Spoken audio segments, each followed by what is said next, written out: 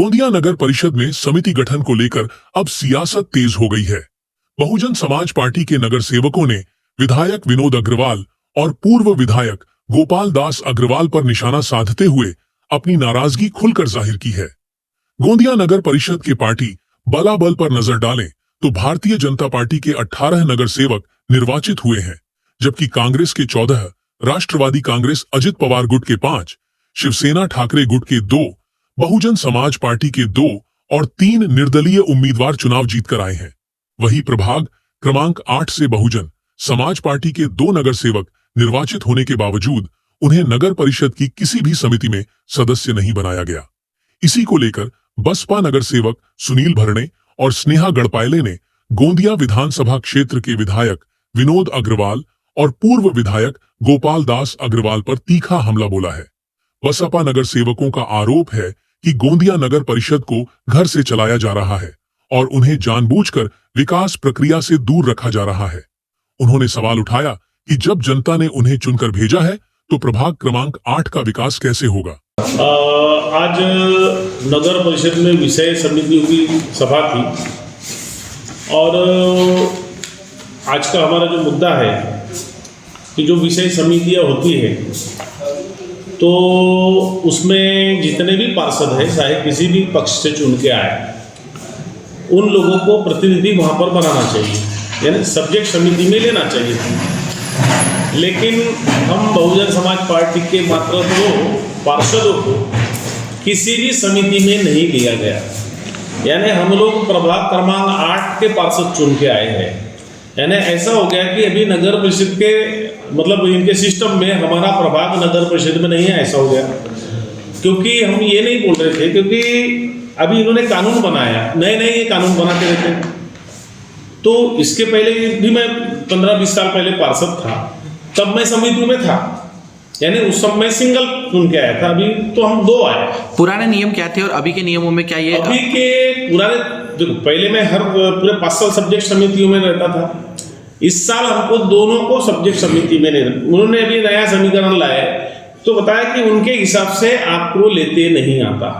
अगर हम कांग्रेस या बीजेपी में अगर चले जाते हैं या उनके संबंधी या उनसे जो भी है, तब वो हमको ले सकते थे।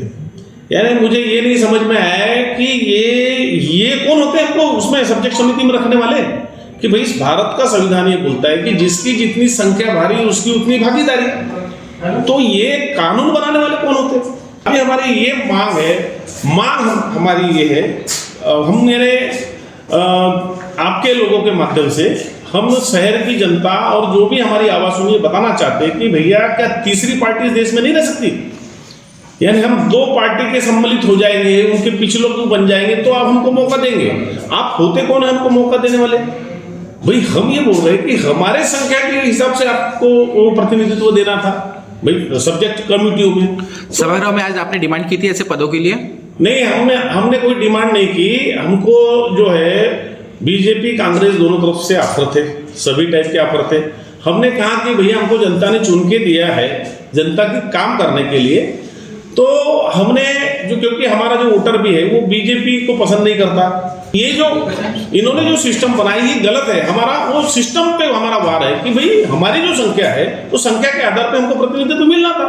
तो हम आपके माध्यम से इस शहर की जनता को ये बताना चाहते हैं कि हमारे साथ अन्याय हुआ है। सबसे पहले ये जो घटना हुई है ये 30 तारीख की आज की घटना, और इससे पहले जो बैठक हुई वो घटना, इस घटना में और उस दोनों मीटिंग में एक फर्क ये हुआ, पिछली दफ़ा कांग्रेस ने और भाजपा ने दोनों ने क्या कर लिया, दोनों ने ये कह दिया कि भाई आप हमको काम करने दो, हम तुमको काम करने देंगे।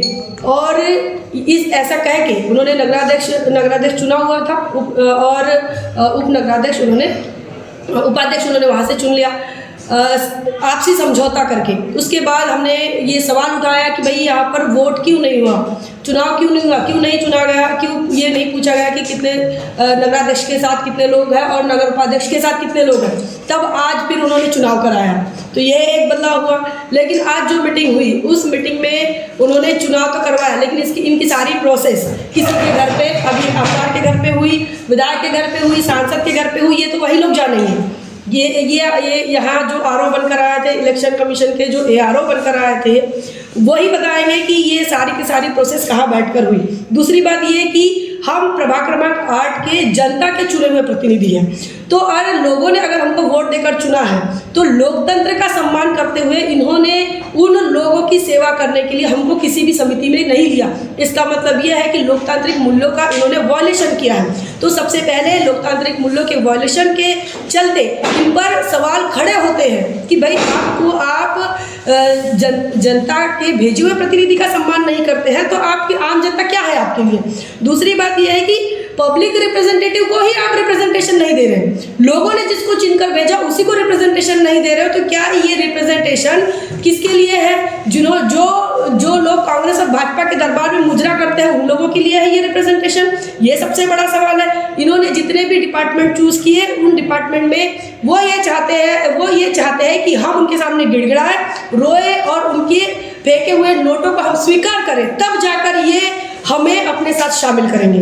और अगर हम इनके फेंके हुए नोटों को रिजेक्ट करते हैं, हमने अस्वीकार किया, चाहे कांग्रेस का हो, एनसीपी का हो, भाजपा का हो, इनके पैसों को, इनके ऑफर को अगर हम स्वीकार नहीं करते हैं तो ये हमें अलग थलग करते हैं। और तीसरे नंबर की पार्टी जहाँ पर भी अपना रिप्रेजेंटेशन प्रस्तुत करते हैं, जहाँ पर भी पब्लिक रिप्रेजेंटेटिव है तो उसका अस्तित्व होता है। लेकिन गोंदिया ही एक ऐसी नगर पालिका है कि अग्रवालों के बीच में बहुजन समाज पार्टी के दोनों प्रत्याशी का, दोनों रिप्रेजेंटेटिव का, दोनों प्रतिनिधि का कोई अस्तित्व नहीं है, कोई एग्जिस्टेंस नहीं है। इसका मतलब क्या चाहते हैं कि भारत का लोकतंत्र 2 दलों के लिए सीमित बना हुआ है। जब अगर 2 दलों के लिए सीमित बना है तो क्या जब तक इनके दरबार में अगर हम नहीं दिखेंगे तब तक इनके विषय समिति में हम नहीं रहेंगे।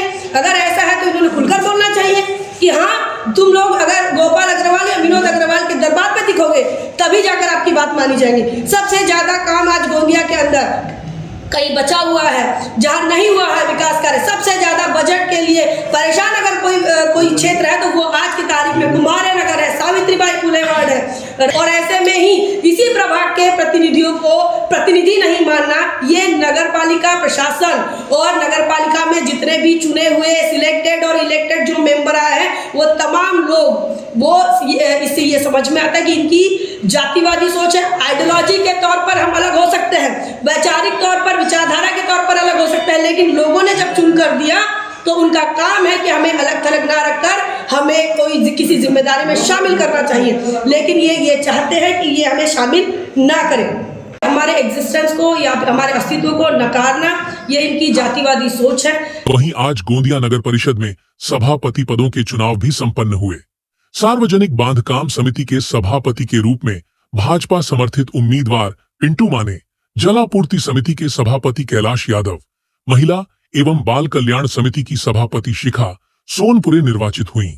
नगर रचना समिति की सभापति राष्ट्रवादी कांग्रेस की निर्मला मिश्रा और शिक्षा समिति के सभापति अनुज जायसवाल चुने गए।